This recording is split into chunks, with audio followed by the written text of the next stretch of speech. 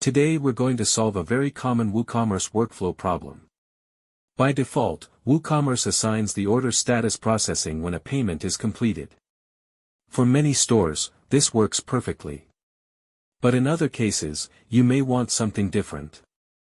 For example, you might want orders to go to a custom status like in preparation, manufacturing, or quality check immediately after payment.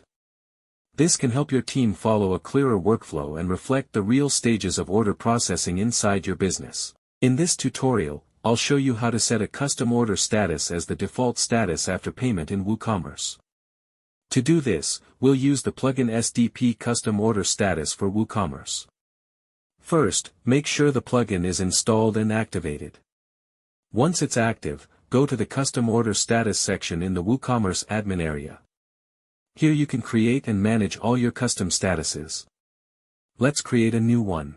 Click Add New Status, enter the name of your status, for example in preparation, and configure the appearance options like the icon and color if you want to visually identify it in the order list.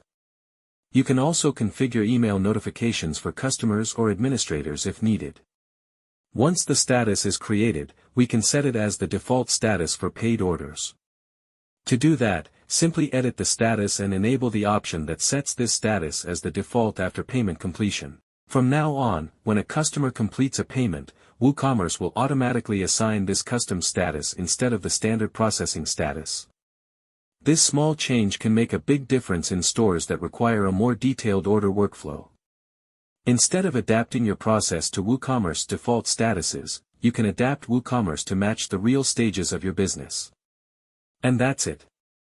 In just a few minutes, you can customize the order flow of your store and make order management much clearer for your team. If you want to learn more about creating and managing custom order statuses, check the other tutorials on this channel.